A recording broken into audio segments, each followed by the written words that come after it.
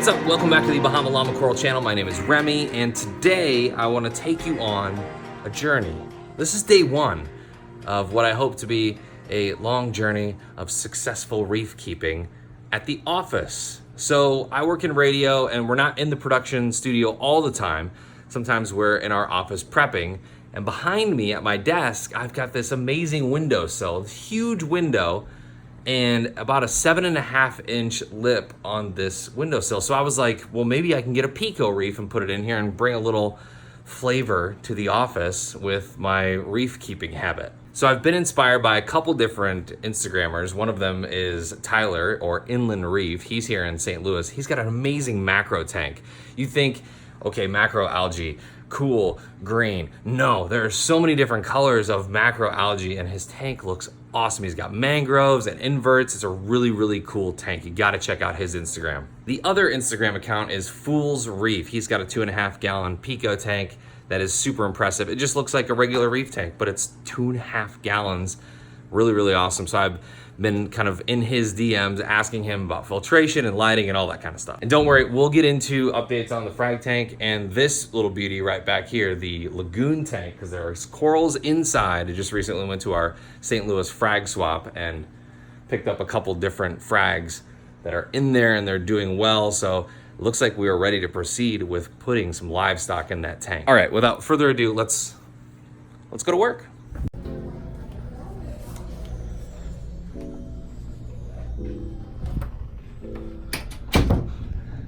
This is the office.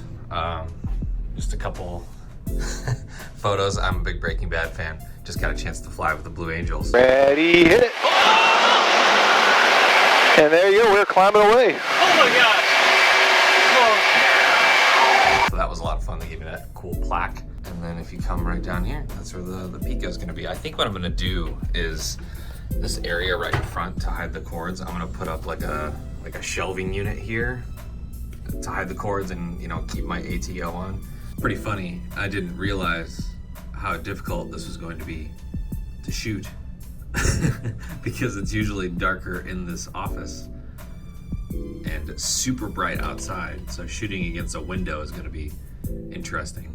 There are blinds up here, but I hate blinds. Like, I hate not having natural light coming into the office. It looks so much bigger on camera, but this is only 2.5 gallons. It's an Aqueon 2.5 gallon tank. I got it from Petco. There was only one Petco in the area that had this tank, and I went there and they had a couple of them, so you might want to check before you go out if you're gonna get this tank in particular, or check your LFS. My LFS did not have any of these, otherwise I would have bought from them. So for water movement and for some oxygen exchange, I'm gonna use this Azu Mignon Filter 60 Gen 2.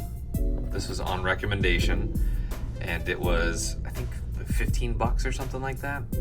But Mignon Filter essentially translates to cute filter, which, by the way, it is very cute.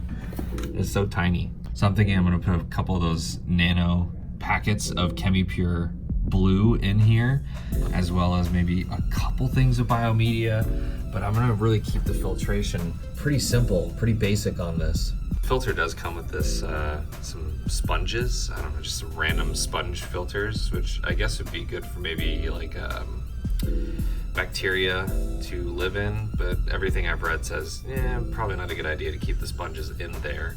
And then it also has a foam sponge for the intake that you would just slip over the nozzle there. Probably not going to use that at this point. We'll see what happens when I get some livestock in here. Today is a very special day because I'm going to go ahead and fill this up with some salt water that I made at home. So I do want to add an ATO, and I'll also be adding a light, but other than that, I mean, it's going to be a pretty simple tank. There'll be stretches when I'm gone for, you know, 3 or 4 days if we have a long weekend, like Labor Day weekend. We'll be gone on a Monday, so you got to think about that when you're setting up an office tank, is how much maintenance is it going to be. And I think that's where I want to be right now, is just kind of testing it out to see what I'm going to have to do to this thing to make it run and to make it run correctly. All right, so tank is full. I did decide that I'm gonna put these sponges in here for now, just until it clears up a little bit. It is not gonna be super aesthetically pleasing right off the bat because I got a cord that goes to power strip that goes over here to the wall. So there's gonna have to be some sort of decoration shelving unit here that covers all this stuff up eventually. But just really wanted to get this thing started, and let's go ahead and plug it in.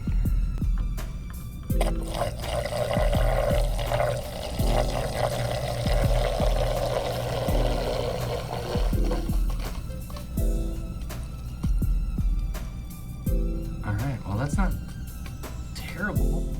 See, the other thing that I have to think about is I do work with another person in here. His name is Mason, and we do an afternoon show here in St. Louis called the Mason and Remy Show. I need to make sure, because we do record in here sometimes, we have microphones. I just need to make sure that this isn't like super loud. And it's not terrible. You can hear some air in there, but I'm sure it'll take some time to break in. And it looks like there's an adjustable knob here that we can adjust the flow rate to. All right, the initial phase is done. Now we wait, because I'm gonna cycle this with some bacteria here in a little bit. Stick a heater in there, ATO, and then we're good to go. So thank you so much for coming with me on this build. I'm super excited about it. And a couple things we gotta get. We gotta get the ATO, gotta get a light of some sort. Not sure how we're gonna do that. I'll be looking around on Facebook Marketplace and the different coral groups on Facebook. But gotta get those couple things, and I think we'll be set and cycle the tank as usual and do all that kind of stuff, and then hopefully add some livestock. So I wanted to name the Pico tank, and so I went on Instagram and asked, what should we call the Pico tank? And because of all the construction in our parking lot, and they're ripping it up, and there's workers out there every single day, there's a porta potty in the background of all of my shots. So I think we're gonna call it the Porta Pico Reef Tank, or the Porta Pico tank. Porta Pico. I like it. It's kind of nice. But I'm thinking, okay, well, if we name that, we got to name all the tanks. I know what the lagoon is going to be called, but I want to reveal that when we get to that video. The frag tank, on the other hand, welcome to the Fragmire. It's like Quagmire, but it's the Fragmire. There's so many things in here. It is an endless abyss of frags. Therefore, it will be called the Fragmire. Again, thank you for coming along. Go ahead and subscribe, like, hit the bell notification. We'll keep these updates coming. And thank you so much for coming along. I appreciate you. On to the Porta Pico. All right, so I'm currently editing the video, and earlier in the video I had promised some extra Blue Angels footage. So if you're a nerd for flight, if you're a nerd for fighter jets, I'm gonna give you some of that right now, but I'm also gonna link to the full video up above, so go check it out. It's 40 minutes long, but pretty cool experience for me. I mean, this is definitely one of those things that I will never forget. So without further ado, let's get into a little highlight reel of some G Poland fighter jet Blue Angels action. Ready, hit it. And you're halfway there. Keep fighting. And you're all the way up and down. Go ahead and relax. And here come the aileron roll.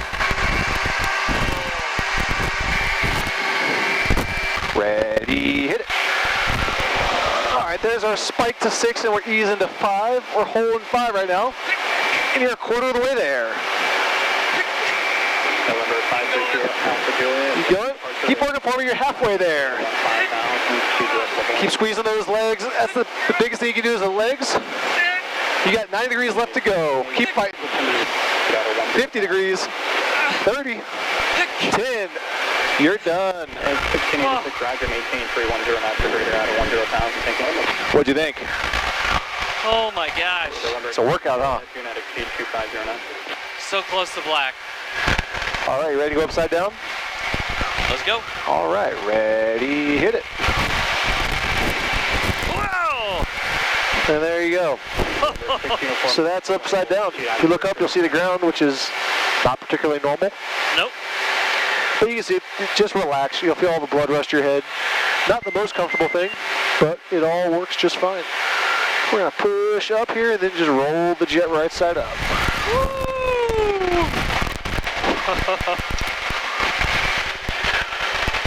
Ready, hit it. All right, keep working. You're halfway there. Keep fighting for me. And you're done. What'd you think? You still with me? Yep. All right. Oh my gosh.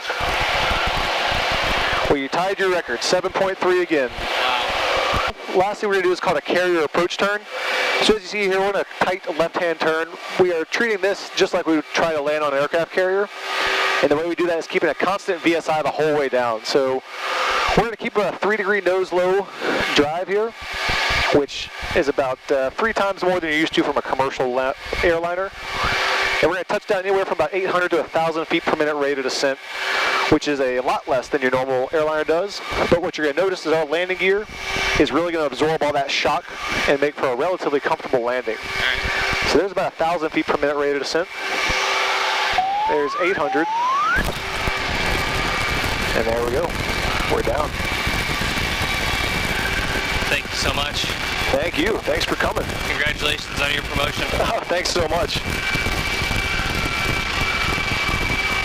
And there you go. Welcome back.